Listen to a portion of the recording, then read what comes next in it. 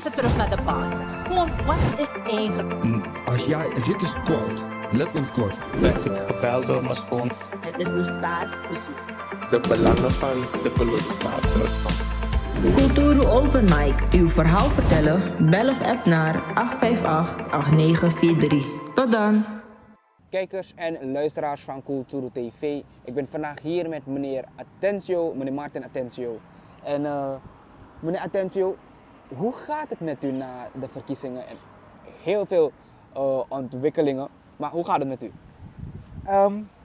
Voordat ik uw vraag ga beantwoorden, gaan we het als gewoonlijk doen. Cultureel is Kulturu TV. Iedereen dan groeten, zowel binnen als buitenland, waar ze zich ook mogen bevinden. Odi odi. En ja, teruggaan naar uw vraag. Ik probeer mijn best te doen en God doet de rest. Natuurlijk zijn er, laat ik zeggen, kleine mankementjes die erbij zijn gekomen. Welke we niet hadden gedacht. Snap je, we zoeken steeds door naar een middenweg om het land beter te zien te ontwikkelen. Maar ja, we gaan het moeten accepteren. Eén ding wil ik wel vast zeggen. Ik citeer altijd of ik hoor altijd van het volk hier voor kozen terwijl het niet waar is. Snap je? We leven met circa 600.000 inwoners en we hebben zelf gezien wie er allemaal hebben gestemd. 270.000 zoveel. Hou me ten goede. Min 600.000, dat zie je al hoeveel niet waren gaan stemmen. En in die 270.000 die hebben gestemd of hadden gestemd, moeten we eerlijk toegeven toch. Het waren niet allemaal mensen die hier geboren zijn. Het zijn meer mensen ook die ingeburgerd hier zijn in het land. Want daar praten we over de Haitianen, de Cubanen, de Filipijnen, de Mennonieten, de Indiërs, duizenden van hen. En als politicus weet ik van waar ze ook komen, voor wie ze hebben gestemd. Want je hebt mensen van hun die zaken voor hun hebben geregeld in verschillende politieke partijen ook deelnemen. Ze zijn zelf ook kandidaten geweest. Snap je? Zowel voor de winnende als de verliezende partijen. Dus ja, wat zal je dan zeggen?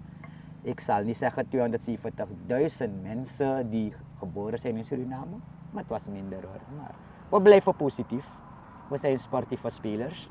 Maar we zeggen nog steeds, Heri Libitena Dede Wisafit Gisrama. Goed, meneer Atencio. We hebben gezien dat vele mensen zeggen van ja, de president wil niet zakken, want hij wacht op VVV. Maar er is toch al een overeenkomst getekend met de 6 partijen, die dus het regeermacht zullen nemen op 17 juli, houdt me ter goede. Waarom wordt er dan nog gewacht op VVV? Kijk, het is de volste recht van de president, toch? Bij wet is hij gekozen voor 5 jaar, toch? Dat hij eerder is gekozen, dat was tussen de VHP of de zittende regering versus de vorige regering. Ja toch, want er zijn beelden genoeg waar we konden zien van.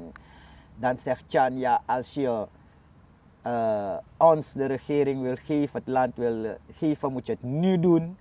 En daarna toen hij dat kreeg, zei hij van dat de vorige regering heeft gebedeld om het vroegtijdig te nemen. Snap je? Het is all in the game. Snap je? En ik zeg het altijd, het is all of powerplay. Het is politiek Suriname. Oud politiek Suriname, die blijft. Surinamers willen geen nieuw politiek systeem. En dat is al opmerkelijk en dat is al bewezen, toch? Ja, ja. Dus dat Chandrika Persat Santokhi dan niet wil opstappen en alle wijze probeert in te gaan naar de VVV, is een volste recht. We zijn in een democratisch land. Okay. Ja, toch? Ja, meneer Atencio, en als we kijken naar de 6 partijen die meedoen of een coalitie vormen, ziet u dat het heel goed kan verlopen met Suriname? Om eerlijk te zijn, is mijn mening, mijn opinie. Ik heb het al gezegd, we leven in een democratische staat. Ja? En Ik mag mijn mening ventileren, toch?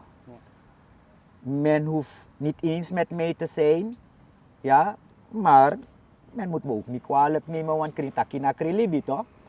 De vorige regering bestond uit hoeveel partijen? Laten we even eerlijk zijn. Laten we gaan naar VHP, ABOP, Percaya Luhur NPS. en NPS. Ja toch? Daarna zijn NPS en Percaya Luhur op het laatste moment eruit gestapt. Maar niemand heeft gezegd van dat ze nu met de NDP zijn gaan samenwerken. Dat corruptie niet ophoudt, toch? Maar het zijn deze partijen die ook debat zijn aan de corruptieve praktijken. Met de VHP, die nog steeds de huidige regering is. Want ze zijn nog de huidige regering, toch? PL is toch nog de huidige regering. ABOP is nog steeds de huidige regering. Ja, toch? VHP is nog steeds de huidige regering. Dus, wie houdt wie voor de gek? Misschien een hersenloze. Ja toch? Of een analfabeet. Maar deze regering bestaat nog toch? Verkiezing is voorbij, maar ze bepalen nog. Anders zou dan Chandrika Persat Santokhi, hoe ABOP naar de NDP is gegaan, hoe PL naar de NDP is gegaan, oké, laten we niet praten over NPS, dan zou de VHP moeten overgeven toch? Inderdaad, maar hoe de huidige regering dan nog zit, de VHP, heeft u de koers gezien? Het is 47. Ja. Het is heel erg veel en het is ook een shock geweest voor heel veel Surinamers. In feite zou ik niet zeggen shockend. Kunt u nog heugen? Ik heb het meerdere malen ook aangegeven. Voordat deze regering naar huis gaat, wordt de koers naar 50. Kunt u nog heugen? Ja, u had het gezegd. Oké. Ja toch, ik ben geen helderziende. Maar het handel en wandel van allemaal. Kan je dan toch een goed verstand is, heeft nog niet veel nodig. En dit zijn de consequenties toch? Je hoeft niet te gaan naar de koers alleen hoor. Laat ik u één ding zeggen. Mijn broeder. Weet u dat ABOPers nu zich haasten om mensen te plaatsen bij de overheidsapparaten? En waarom zouden ze dat doen? Natuurlijk toch? Dat is maar van Kabigi Kongba na inzee, eerst met de contract. In verschillende instanties heb je nu de maigo na inzee dus de massa tijd lik watratok, zij stromen. Oh ja. Sabi toch? Om mijn arbeiders de nagdaguno de. De man geschoold of de nog geschoold, de man hebben expertise of niet. Ik zeg u, zelf in een crash zelf wordt dat ook niet gedaan. Een overheidscrash hoor, daar praat ik niet over particuliere crash. Want je hebt twee soorten. Ja toch? Dat is refito, de mij zoet de af de direct. En ja, ze weten dat ze ook aan bod komen. Want ze hebben een intentieverklaring niet. Ze hebben samenwerking, ja, een convenant getekend met de NDP. Om ook de macht weer over te nemen. Dus daar wordt het makkelijker voor die mensen van hun. Ja toch? En het is iets wat ik heb gezien met mijn lieden-ogen. En het zijn geen mensen die je ziet van de man lobau roko. No. De man fenwa roko batak mo tapu de man kan verdienen aan de man de na overheid. That's all. Ja, wat luister, wat gaat gebeuren? Wanneer deze regering, of wanneer een andere regering wordt gevormd, toch? De komende regering dus. Dat de man op no stof morotak, de man kos dong, dus dan no de man laat tekmang. No dekba, de man saptak dos do, de man tekmang ba. En ook de VHP doet dat ook.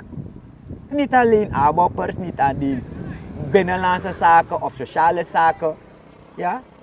In alle departementen waar zij beheren, de man zoekt de man afdengo. Zodat de regering komt, if baskeken teken, of de man de in a payroll ka ba. Ino ma pur de man moro to, de man ko inabastaan ka ba. En bij wet is het ook niet relevant. Toch? dat je op den broederloos nu. Maar is het niet goed dat dus mensen werk krijgen? Kijk, we praten over mensen werk geven, toch? Op zichzelf is er niks mis mee. Maar aan de andere kant moet je ook zeggen, worden er de juiste mannen op de juiste plaats dan gevuld? Ino kan go petuan bakker, ego do las rokoto. Ino kan go tek wang.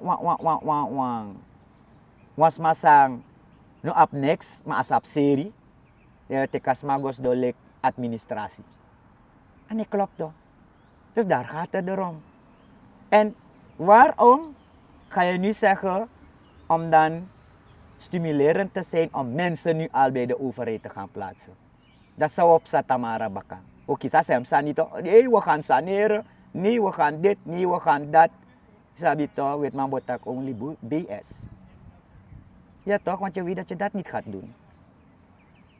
Is je? Dat na probleem dat je mensen een werkje geeft. No sweat, prima. Maar waarom moet het op zo'n wijze gaan dan? Dat moeten ze zeggen toch?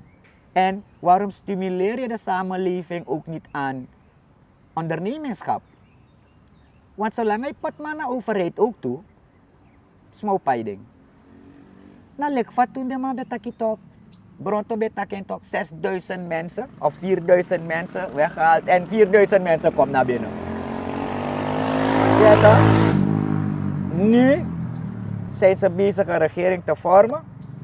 En daarom heb ik gezegd toch, we kunnen Tja niet alleen maar uitschelden hoor. Of we kunnen Tja niet alleen maar bekladden. Maar wie zit nog samen met hem aan de macht? De ABOP. De PL is er ook. Maar van PL heb ik niet zozeer gezien. Want ze zijn nu niet in de ministeries meer. Maar van ABOP wel. ABOP zit nog bij SOSAVO. ABOP zit nog bij Binnenlandse Zaken en andere ministeries. Zij beheren het nog steeds toch? Ja. En in die ministeries heb ik mensen zien stromen. Sociale zaken. No, de mij vinden ook wel niks. No, de. Die luku de maar gestak jongen. Maar de man die snap no, de man volg no opleiden no niks. Maar de man die bezig na ngap chinengre. De man die bezig na wasasa densref no sabi. Is je? Dus daar gaat het om. Waar zet je die mensen, the right man on the right place of niet? En Isap weet maar leren altijd, to do the right job, you got to have the right tools. If you don't use the right tools, you know the consequences. What will happen with that project? Je gaat alleen maar rommels doen. En dat gaat straks gebeuren. Meneer Atencio, een nieuwe regering komt en natuurlijk hebben zij ook gezegd dat ze corruptie zullen bestrijden. We krijgen een vrouwelijke president, voor het eerst een vrouwelijke president. Wat vindt u van dit gebeuren? Op zichzelf vind ik het niet erg dat een vrouw nu de scepter mag zwaaien. Ja?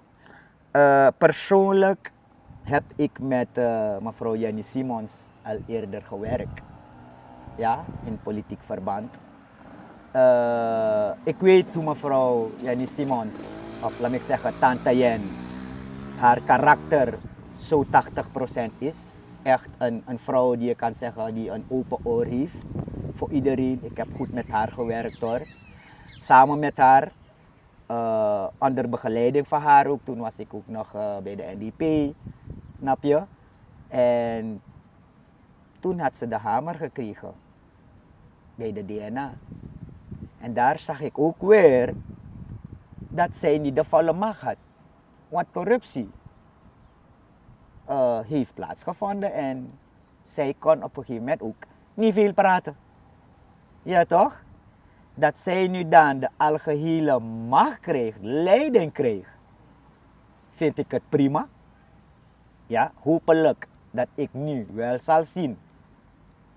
Want met haar gaan wij ook aan tafel een keertje willen zitten als zij nu ook zegt van dat ze wil werken met iedereen en nogmaals iedereen ongeacht die het land, die dit mooie land tot ontwikkeling wil brengen, die een omwenteling wil zien, ja, dat we dan samen kunnen werken, dan wil ik zien. Want nu heeft ze dan de gehele macht. Zij is nu de leidster. Zij is nu de generaal, indien al gekozen als president. Ja toch? Dan moet zij nu haar ware aard niet tonen, toch? Als zij gaat tikken op vingers zonder aanzien des persoon. Ja. Want als ik het goed heb, hadden ze het mooi uitgelezen. Intensieve verklaring uitgelezen, waaronder corruptiebestrijding ook heeft plaatsgevonden. Ja toch? Dan vraag ik mezelf af, Tante Jen, hopelijk komen we wel aan tafel, ja. Want er zijn veel te veel corruptenaren. De samenwerkende partijen. Trouwens, Isabi, afvallig Sabi. Als het gaat omtrent GBB, je weet hoeveel van zoveel rechtszaken daar op de groene tafel liggen op naam van Forswijk. Je kent de perikelen van de voorzitter van de ABOP. En ik zeg het weer, de president, want we kunnen niet zeggen gewezen president, hij is nog steeds president, Chandrika Persat Santokhi, heeft het met zijn jammer al geuit dat moord geen verjaring kent. Ja toch? En de corruptieve handelingen van onderduiken van belasting, van de goudconcessies, snap je? Ik denk dat er van ze zijn die daar in het buitenland zijn en ze wachten ook op hem. Snap je? Dat Lusachi Wawagimi, met teken direct. Dus als men nu zegt corruptiebestrijding en je hebt corruptenaren omarmd, dan wil ik zien als Tante Jen nu dan daadwerkelijk integer zult zijn of integer is om te zeggen, ik doe mijn werk naar eer en geweten en niet naar eet en geweten. No nonsense. Met Tante Jen gaan we ook aan tafel willen zitten, ja. Okay. Ja toch?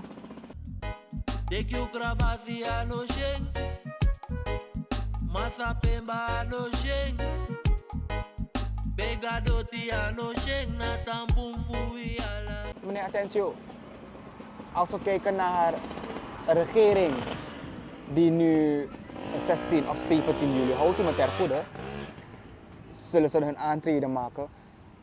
Wat verwacht u dat ze heel snel moeten afpakken? Want we hebben heel veel problemen. We hebben, ons medisch zorg is niet zo best. We hebben schulden. Heel veel dingen. Maar waaraan zouden ze dus eerst moeten werken? Oké. Als u dat aan mij vraagt, 1. Ze hadden het over corruptiebestrijding. Laten ze dat doen. Er is de anticorruptiewet. Het is wel aangenomen, denk ik, maar het wordt niet gehandhaafd. Bigi krimi egi oso. Dat in bigi doe. Ja, je wil corruptie bestrijden? Dat is de eerste wat ik vraag. Begin je huis schoon te maken. Ja, begin buurmans huis ook schoon te maken. Want je hebt buurman om samenwerking gevraagd. Dus dat is in Luku if corruptenaren die ook doet, if corruptie heeft in de plaats, dat is de eerste. Want als je de corruptie niet bestrijdt zoals je hebt aangegeven, dan is het afvallig fysiek of niet gitu. Juist. Ja toch? Om de eerlijk naar ons refi. Ten tweede, zijn bigido. Want ala de money sa gue. Surfing, Surichange, Pan American Pan Am of hoe het heet. SLM, they want that. Pakai aan. Amoni moest komen toch? Wat je hebt geld nodig. Sayo takino. Deze regering heeft ook geen geld achtergelaten. Op je rasaan dat ook toe. Ja. Dus alle gelden die verduisterd zijn, volgens hun ook, ja toch? Want om je money de tak de lassie ook toe toch? Altijd begroetingen Mickey Ma, next ne worden wees. Ja toch? Faf Babylon, de money mopo. Ja. Ja toch? Zo heb je zo x aantal zaken, veel ook. Bigit ik de money dat baga. En bigit doa, en daarom heb ik ook gehamerd. Als je dat wil doen, ja toch, als je corruptie wil bestrijden, dan moet je dan die onderzoeksunit nu in het leven roepen. Met onafhankelijke mensen. Want zolang ik go omtrent de eigen mafius refitu, je moest maar poten achter slot en grendel. Dan kan je zeggen corruptiebestrijding, ja. Maar als je dat niet kan doen, dan heb je het volk in feite dan op hun dingen geblazen als een fluit. En daarom hebben wij ook gezegd, wij willen een omwenteling, wij willen samenwerken ook. Meneer Attention heeft nooit gewacht voor de verkiezing om op te komen aan de rechten van de mensen die geschonden worden. En Tante Jen weet het ook. Tante Jen was ook samen met mij in 2010, 2008, 2010. Ze weet hoe meneer Attention denkt wanneer het gaat om de rechten van ons geliefde broeders en zusters in het land. Dus, en aan de andere kant, is zeg maar wat ik wil zien. Dat zijn de most important. De derde is, geef die mensen gronden. If Forswijk bij Gigrong Aladol abe teki of abe Gigrong, tek de grond baka. Ongeacht, tek de grond.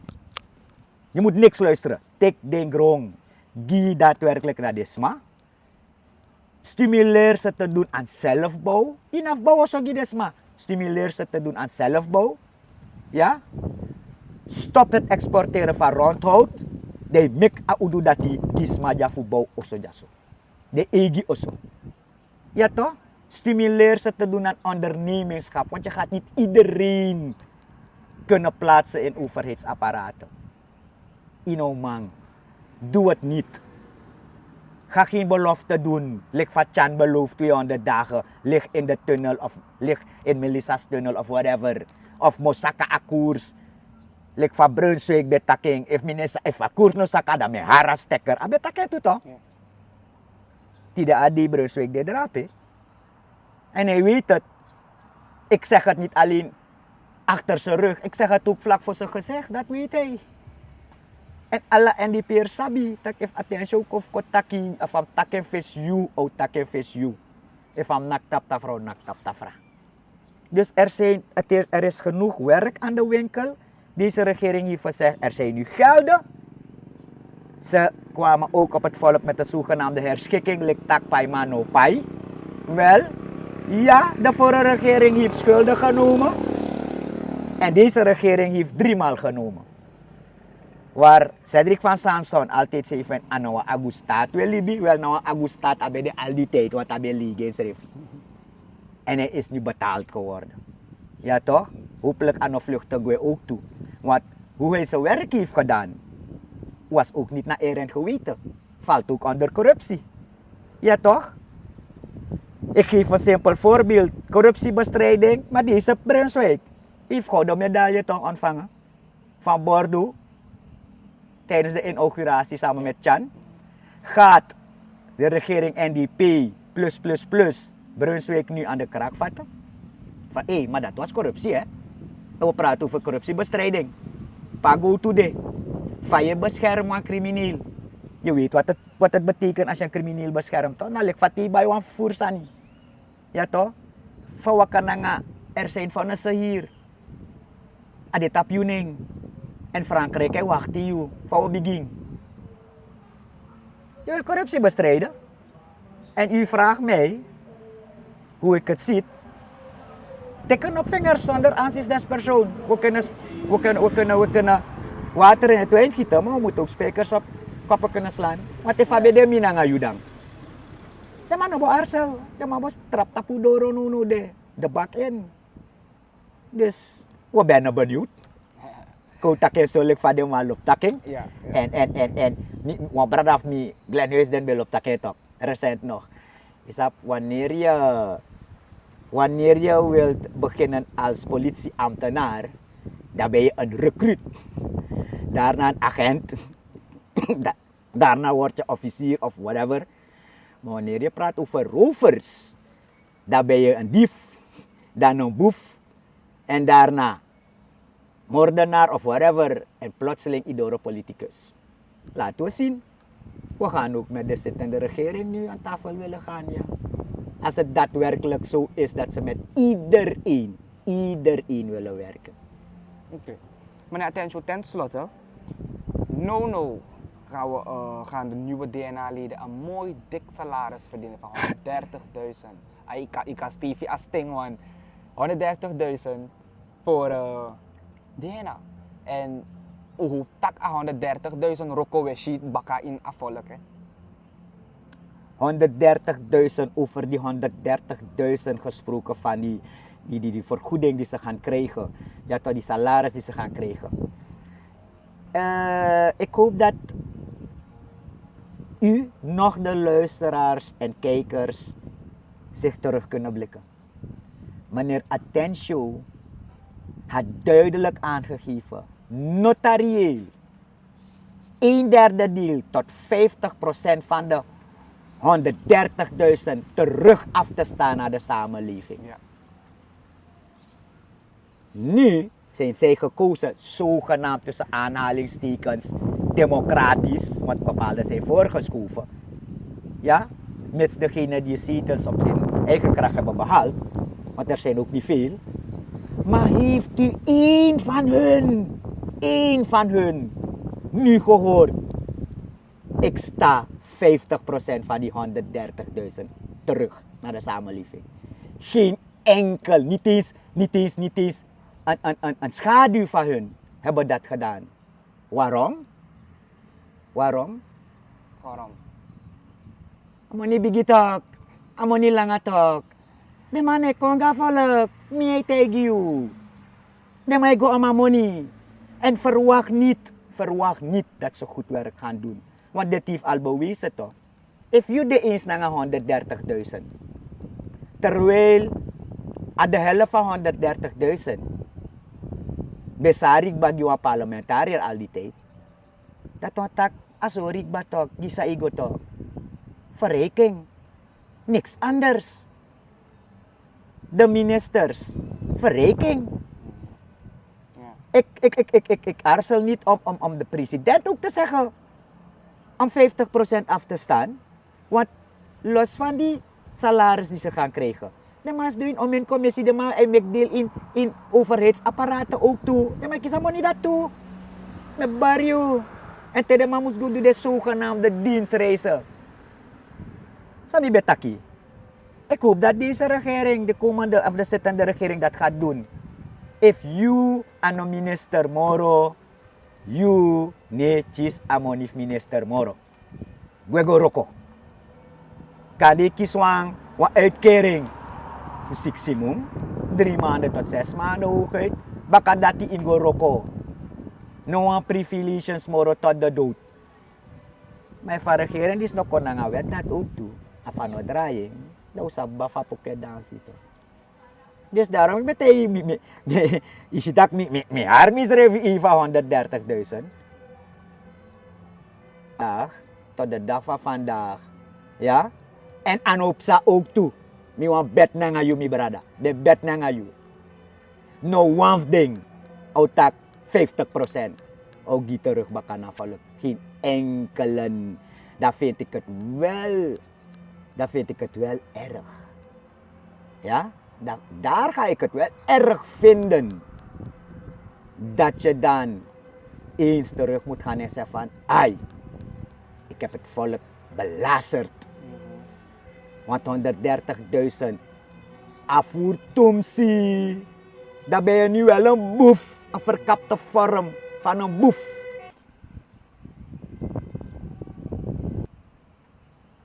Dus, if je nou de in staat, wie dan ook, die daar zitting gaat nemen. Parlementariërs, ministers, president, vicepresident, onderminister.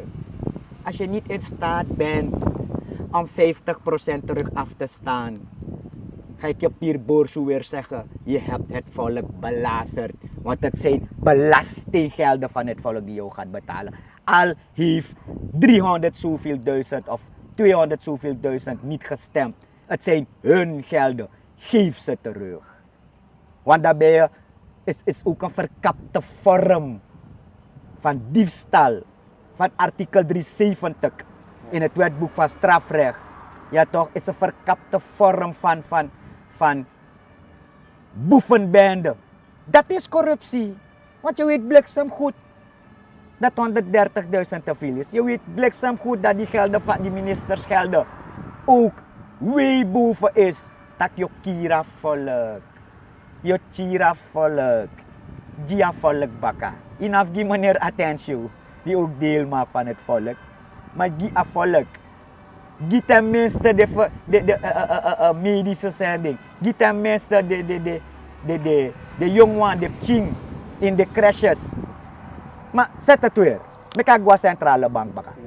Ik ga naar staatskas. Dat kan taki. Goed. Dankjewel meneer Atencio dat u ook weer tijd vrij heeft gemaakt voor Kulturo TV. En ook om zo een beetje heeft verteld over de huidige ontwikkelingen en wat uw visie en mening daarover is. Ja, voor Suriname, als geboren getogen Surinamers, volkslied zegt het al. Heri libite na dede. I don't care who want to say, what they want to say, or whatever they want to do. Maar ik ben nog steeds een Jajas Ranamang. En dat ga ik altijd blijven. Thank you. Mr. Pebble Banger.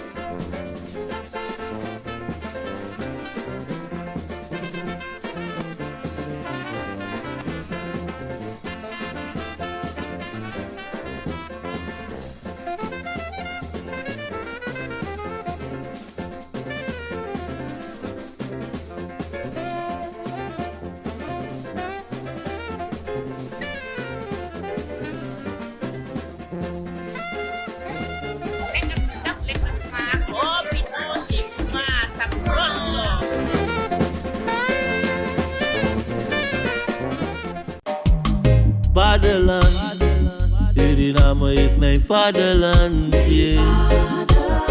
Vaderland, Suriname is mijn vaderland. Suriname is een heilig land, maar we doen wat toe onheilig staan. Zo pijnig man, maar de man is veilig staan. Ben jij een gedupeerde van de toeslagenaffaire? Ouder, kind of ex-partner? Ga dan naar stichtingherstel.nl. Herstel met dubbel L. Met Stichting Herstel kom je er wel.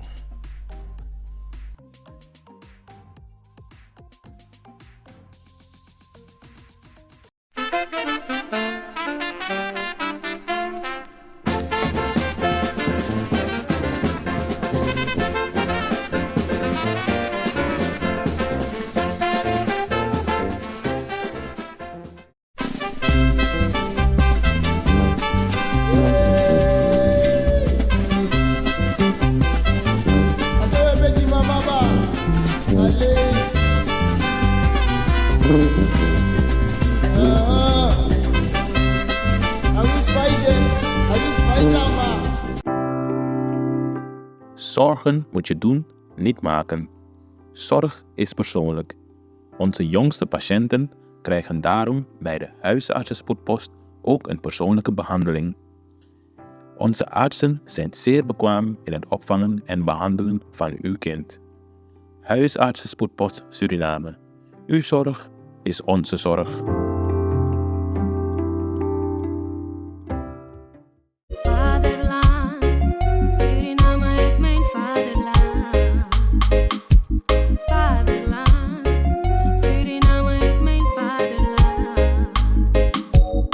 www.kulturo.com for the generation then.